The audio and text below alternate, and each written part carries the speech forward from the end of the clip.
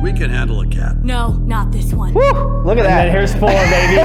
That cat looks way better than that dog. Don't move! That whole pet store in the background is a giant tile world. Is that like a panorama? Very high resolution panorama. Green. So you worked on Green Lantern? Yeah. Green Lantern is Green Lantern's a movie that we look Just to. Thanks to Vessi for sponsoring this video. Ooh. Oh. Oh, hey guys, I'm Jordan and I'm here to talk to you about our sponsor today, Vessi. The weather in LA has been super indecisive lately. Thunderstorms almost every single day. Literally, our street floods. It's like an ocean. This is literally what it looked like yesterday. I couldn't even walk into the office, but today it's a game changer. I have on Vessi's, so I'm prepared for anything. Just watch this. Dude, you should have put on Vessi's. All of Vessi's shoes are 100% waterproof. Plus they're comfortable and stylish sneakers that you can wear every day. There's so many more styles, including the new Stormbursts. The new Stormburst hiking boots are super grippy and warm. They even added an extra lug rubber outsole that gives extra grip in slippier, wetter conditions. One of my favorite things about all Vessi shoes is that they're 100% vegan. They even use way less waste materials than other sneaker brands. Do my rain dance. I do my rain dance. Oh yeah, there's a whole React episode that's happening right now. So do me a favor, if you want to go outside and do your rain dance as well, go to vessi.com/ColdHardCrew. Put in the code ColdHardCrew to get 15% off your entire purchase. Do your rain dance. Woo! Hello everyone, welcome back to another episode of Visual Effects Artists React. We have a very special guest on the couch today, Estrada from Crafty Apes. Welcome. Also, Jordan Allen's here too. Hey, always an honor. How are you? Aaron, tell us a little bit about yourself. Okay, well, I'm a visual effects artist. I've got, at this point, over 25 years experience in the business. Pretty much did everything the hard way. I started at the bottom and worked my way all the way up through the ranks, and that's how I finally ended up to be like a head of studio. When I got my first breaks in the industry, I was working on TV, computer animation for cartoons, and that segued into features cartoons as well. Do you get your hands dirty still? Oh yeah. I mean, and actually one of my favorite parts of working as a visual effects supervisor is I get to see the entire life cycle of shots. I get to go from like on set, shooting the plates, all the way to sometimes even doing the shots myself. Sweet, well, let's take a look at some clips here. With the countdown, we got a blast! Jimmy Neutron Nicktoon Blast. Oh my gosh, Jimmy Neutron. Not in that thing. 2 blocks. Okay, everybody, hang on! And we're ahead here. It was a ride simulator at Universal. Oh, It cool. replaced the Scooby-Doo one. Oh, so you'd be writing on it. Yeah. I see. Jimmy, jump rat, pull the claw! Sorry, there's a lot going into this. Yeah, there's a lot going into this. My goodness. Yeah. How many cuts are there? Like how many stitches There's are there? there's a lot of, invisible stitches and fake cuts. And this is an interesting one too, because you have to create this giant long motion path and you have to maintain the same velocity basically. So it's actually a relatively simple thing, and yet it's something you still have to think about. And yeah, you can just use like a simple expression to just like blend 2 motion paths together and get the velocity at least lined up so that the invisible cut works. That light tunnel was a situation where it was like, you can't use ray tracing, it's too expensive. I'm like, you can't not use ray tracing in this situation. It's just be dumb. Literally a cloud of actual physical point lights. And it's only like a moment. And as it turned out, it wasn't too expensive. Ray tracing, for people who don't know, is essentially you're reversing the way that the eye works, right? A source of light, take the sun for example, will bounce around on everything and eventually hit our retinas. Yeah. But ray tracing reverses that process. We're shooting through the image plane from the camera for each pixel, Right. and that is bouncing around our scene and eventually finding the source of the light. And that way we know exactly where that light ray was, what it bounced off, the reflectance, the refraction, all that stuff, and we're given a very realistic rendition of what the scene should look like based on realistic light. Perfect description of it. So yeah, renders have gotten much more accurate now that we have physically accurate shading and lighting models. They've also become like vastly more computationally intensive, but we have more compute power, so we might as well use it. Obviously, you were a render specialist, you are a render specialist, and you have a wealth of experience with how this technology has so dramatically evolved, computing power's evolved, and this is kind of a famous comparison that I've seen quite a bit, and I think it perfectly encapsulates how far we've come in such a short amount of time, but it's Toy Story, the dog from 1995, versus the cat from 2019 in Toy Story 4. Breaking down these two images, what are the biggest advancements that we've had to get from that to that inside of 24 years, 25 years. So they're using shadow maps for the Toy Story stuff. They would have had ray trace shadows, but not in RenderMan. There's other software that was doing it, but RenderMan really wasn't doing it at that point. So in order to create shadows, what you would essentially do is you'd render another camera from where the light was. That's called a shadow map. So it's just basically a depth map from the position of where the light was that determines, is the thing in the light or is it in shadow? Because if it can't see the object, then clearly it's obscured by something and therefore in shadow. But now we kind of take for granted that, like with a global illumination renderer, that the shadows are going to have the right amount of density relative to the ambient in the scene. That's just not how it worked back then. It's right. When they run down the hallway into the room, you can see their shadows on top of the shadows. Yes, totally. They didn't have the fur, obviously. They wouldn't have been using sub-Ds yet, even though it would have been around the time that they were inventing them. What's a sub-D? Subdivision surface. Yes. Subdivision surfaces are great because they have all the advantages of polygons. It's a continuous manifold surface of polygons that you then just subdivide a whole bunch of times. Subdivision is basically up-resing it. And you'll see that a lot with displacement mapping too, where if you're adding a displacement map to actually deform the surface of the geometry, but the geometry isn't like dense enough with polygons to look good, a lot of renderers come render time can actually do that subdividing to give it the detail required in the actual polygonal form to have like a nice look of deformed rocks or stones or whatever you need, really. Crazy thing is we're kind of seeing this happen now in real time with the Nanite engine from Unreal. Exactly. Yes, where you just load in a super, super dense mesh, and then it de-reses that mesh. Subdivides it. Unsubdivides it. So then every polygon's a pixel, and as it goes away from you, it's like, oh, I can make the polygons bigger to still have me a pixel. And as it comes closer, I'll just subdivide it so they're smaller to be a pixel. Well, that's the thing, right? It's all about optimization and like memory storage and being optimal with that. So with like the nanite stuff that just blows me away, it's continually optimizing itself so that it's not wasting any energy on areas that aren't required, you know? It's crazy seeing this after I haven't watched Toy Story in a long time, but like even just like the seams of the texture not lining up on some of the corners of the wallpaper. Yeah, and this movie is interesting because there were a lot of limitations at the time. Obviously, I mean, it's the first 3D animated motion picture. They had to hide certain things, like with the adults, they wouldn't like them fully sometimes to avoid like the missing elements that would make a human feel like a human. The uncanny valley. The uncanny valley. So they try to frame it in such a way, like this is a really cool scene because a lot of the coverage of the people is just like their ankles and stuff from the views of the toys. And so, you know, it's the same thing that comes up over and over again where creativity really thrives when it's put in a box. And here it was totally put in a box where it's like, we can't do this, this, this, and this. So you have to find a storytelling way to make that make sense. Like, just show her feet right there. There you go. We don't need to worry about all the full facial animation and the stuff that's challenging for us. Her cabinet is surrounded by a moat of exposed isle where dragon roams. Woo! Look at that. And then here's 4, baby.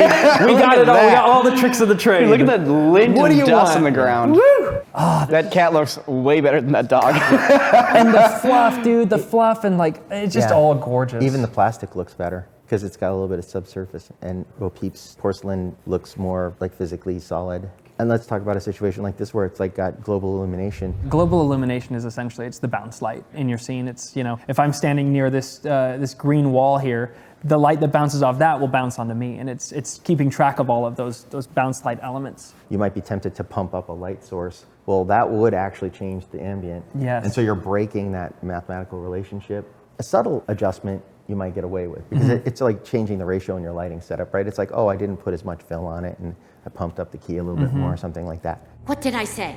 I lead, you follow. So when you're watching these shots, I want you to pick one thing. What's one thing that stands out to you as just being like, wow? Everything has been plussed up here. The textures are better, the lighting's better. So it's like, if I had to pick just one thing that would move the needle, it would be the lighting. How often in these kinds of renders are they rendering without motion blur too? Because I know it's very taxing, obviously, to render. It's been a while since we did that. Like at DreamWorks, our early stuff, when I first got there, their render, it could do 3D motion blur, but was considered too expensive.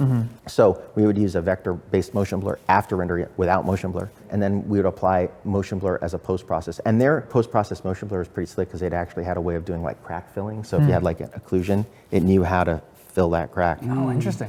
Yeah, and motion vectors too are very interesting in that it's essentially like a colored map that is measuring the vector changes for each point, right? Over time, every single frame, basically telling whatever is applying the motion blur, how these points are moving frame by frame, and it's using that information and then generating a faux motion blur on the back end that's a lot lighter weight. You don't have to worry about rendering with motion blur and all the time that takes. But of course, there's limitations there, right? It's an interesting science. And I kick myself for not paying more attention in math class, because now I use it all the time, and yeah, catching I'll never up. use this math. Yeah, what?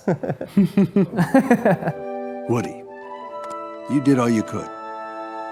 Time to go home.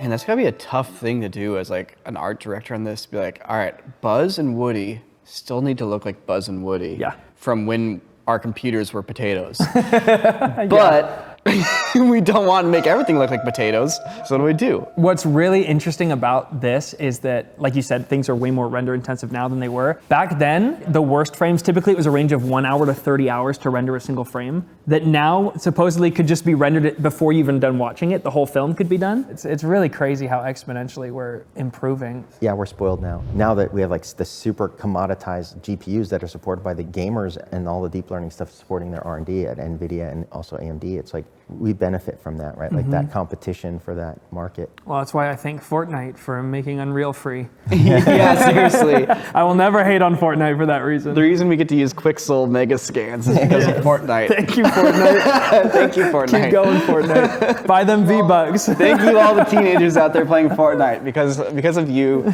we have so many nice tools at our disposal now. We should put them in the credits of Son of a Dungeon. Aaron, what movie, in your opinion, has the greatest visual effects? Oh geez. Best visual effects in like to the moment, like right now? Well, Avatar, which is probably gonna crush all of you. Avatar 2. Yep. All right. So that's a great answer. Avatar 2 probably would have been my answer as well, but I want to hear what movie you think has the best visual effects of all time. The one that hit you the hardest. So if you wouldn't mind leaving a comment down below, it's great resources for us to dig into research and give you some good nuggets of knowledge. I feel like we're gonna get a lot of Avatar 2 comments. We already made the episode. The guy was here. I guess the only person we could have on is Jim Cameron. Can I call him Jim yet, or do I need to meet him first? I feel like you gotta shake the hand. No, I gotta call him shake the James. hand. Agent Darwin, status report. So this is G-Force, which are talking guinea pigs. I've always wanted to be in these pitch meetings, just to hear the pitch for it. Like guinea pigs, but they're secret agents. It's like, how does this get somebody to go like, all right, Yeah. millions. I'll give you millions of dollars, 60 million. thousands of people to achieve this. Oh, it's not a secret. Hoyt Yateman, who directed it, his son just pitched it. His child said they had a guinea pig and he thought it was cool and it made him into secret agents and they just made a movie around it. I actually kind of love that. Yeah. That's great. The sequence I worked on a lot was the one where they're in the terrarium. G-Force! Why did you just do that? I thought it might cheer us up. So the people don't see them having a conversation in the... Yeah, I don't think so. And the normal people, they have the spy people they work with. And this is obviously different than the stuff we've seen so far because it's a mix of the live action and the CG. Yeah. You know, when it comes to lighting this stuff, do you feel like you're more in a box because obviously you have to match exactly what was on set? That's an interesting question because like working on cartoons, I started to feel like it was a little bit like assembly line. So even though you have to match a plate, to me at the time, it felt more novel and more like every mission was a little more unique. And it was my responsibility to either come up with a look or match a lead's look. So when I'm saying we're matching a plate, in this case, there is no plate. These are pretty much full CG shots. We're matching the look of the rest of the show. And then in shots where there's a plate, obviously we're matching the CG to the plate. Don't move! All I'm saying is, know your place, behind this line. What's cool about this sequence is that whole pet store in the background is a giant tile world. Tile world. Yeah, they What do you mean by tile? Is that like a panorama? very high resolution panorama. Tile, I like that. Tile world. Tile world. That's epic. And I guess the difference between the tile world and just a panorama, I would say the distinction is that all the pieces of the panorama move. So like each tile is a motion picture. Oh, interesting. So they're getting video, like, I'm going to film this wall for a while, I'm going to film this wall for a while, I'm going to film the two. Because it's all populated with animals. Oh, wow. And since animals, like, as everybody knows, they're kind of hard to work with. So, and there's all these rules, like you can't keep them on set for too long. You just can't stress them out. So they just dressed the whole pet shop with the animals and had a day where they could do the tile, and then they never have to keep the animals there for a bunch of stuff. And then for when we're rendering this stuff, we could just essentially recreate any angle that we needed to recreate by just pointing the CG camera in the right direction, and we had the right piece of pet shop. And we could fix the continuity so that essentially it was sequentially the right part of time. So if an animal, you wouldn't see an animal move the same way like twice in the background. So in a way, you're not as much trying to put CG into a real plate. Instead, you've taken these pictures or these videos of real life elements and built a whole environment out of that. So you're basically living in a full CG scene, but to us it looks like it's a composite shot. Right. Very cool. But we could also use it in the CG render to create things like reflection maps. But yeah, like that little water bottle feeder. Oh, I love the smell of napalm in the morning. What kind of assets would you be getting from the on-set supervisor that help make your job lighting a lot easier when it comes to matching the physical lights on set? So this film was really well looked at and really well planned in terms of the on-set stuff. We weren't really using HDRs for a lot of stuff. It was still a pretty traditional pipeline. A good camera team should actually collect most of the camera data for you. You should have the lens, you should have the stop. They'll put the shutter speed in the global notes for the day unless it's special, so you'll know that the kind of typical shutter angle that they're using for the show, the ISO of the camera that they have. A lot of that stuff can just be extracted sometimes from a traditional camera report, but when you're getting into visual effects, you might want to add additional stuff. You might want to get the height of the camera off the ground, the tilt of the camera, what's called a baseline survey, which is like, where is the camera sitting in the scene relative to the scene? Depending on how complex the scene is, you might actually order a LiDAR scan and get like a to the millimeter, like sub-millimeter scan of the physical space. You might actually order a huge amount of texture collection associated with that scan. And if you have a data wrangler on set, and you don't have an actual like an experienced on-set super could make that call on the day right there, you've got to make sure you order that properly and instruct them, okay, this is the depth of the package I need you to put together for this day, you know? You just got a VFX supervision masterclass in like 4 sentences. Thanks to Aaron there. That's awesome. Michael, I'm talking to you. If you're not subscribed, subscribe now. All you Mikes out there, you can be lumped into that as well if you, if you feel like it. But this is for the Michaels, the formal ones. The formal ones. The artist formerly known as Michael. No, Mike. The artist formerly known as Michael. So you mentioned that you've taught visual effects. Yeah. You actually have resources online for people who want to learn visual effects, right? That's correct. So you have a website. Yep, learnvfx.com. It's nuke lessons right now and a little bit of moto, but I'm mostly focused on compositing because that's what I've shifted my career to recently. So Nice, and as well as a YouTube channel. Yes, learnvfx.com. No dot. No dot. All right, and you got some free lessons up there as well? Yes, that's where I drop my free lessons, is on the YouTube channel. Heck yeah, okay. Put links in the description below for those of you out there who want to check it out. So you worked on Green Lantern. Yeah. So Green Lantern is Green Lantern's a movie that we look Just to. say it. It's got some rough stuff in it. A lot of the thoughts around Green Lantern can be summarized in the perfect metaphor of his mask. So they did the mask CG on his face. Now, the faces are very hard to do, and they move all over the place, especially when people are emoting like actors. And so to try to stick a CG thing onto somebody's skin and make it feel like it's embedded and actually part of the shot, especially when the actor is not wearing it and it would influence their performance, you're setting yourself up for a whole world of hurt. And that's the world that I guess you got to live in for a little while. Did they know that they wanted the mask added digitally before going into principal photography, or was that something that was kind of thrown on the back end? I'm assuming that they did. I'm not sure I knew that yet until I saw one show up in my shot. Because he does a lot of acting without the mask on, but then when he goes into action, he puts the mask on. And yeah, like Niko said, it's tricky to track a face, and especially when the head's moved around this much. We had a full digi-double of him. So match moving his head, his body, every single, you know, you probably aren't thinking about this much, but his hands are being tracked too. That's rough. It's a lot of artists having to sit there and like trace effectively Ryan Reynolds' movement, which in my mind, you start to lose a little bit of the whole purpose of having an artist there in the first place. If you're just going to literally exactly pixel match the other person, it's like you're just a machine at that point. I mean, I don't imagine anyone got into VFX to be able to perfectly describe Ryan Reynolds' body after 4 months of just painstakingly match moving it. But look at his physique. He could have just had the suit on. Yeah. Slip him into some latex and call it a day. Yeah. Green. This is probably the best the suit ever looks, is this scene here, because this got workshopped a lot to kind of come up with the look of it. They wanted to do the suit CG from the start because they knew there was going to be all this energy like flowing through it. And the suit was supposed to have sort of like a gel-like feeling, like refractive feeling over him. And it had really complicated layered shaders and stuff. And then there was a whole big system of AOVs. This is a great example of AOVs, just madness for this one to achieve all the glows and stuff. When he really activates it, it like gets more intense and the energy traces over. And not just like the energy flowing through the little like cracks in the suit, but like it starts to pop off like little lightning bolts. So there was a whole effects simulation pass that would like kick off that geometry necessary to make those little lightning bolts like chase along. Is it that much harder because it's all skin tight? You know, like as opposed to Iron Man is kind of a looser, rigid structure, and this is like very organic and skin-like. And where it has to touch his skin, it has to not feel like it's sliding. Yeah. And that was always kind of tricky.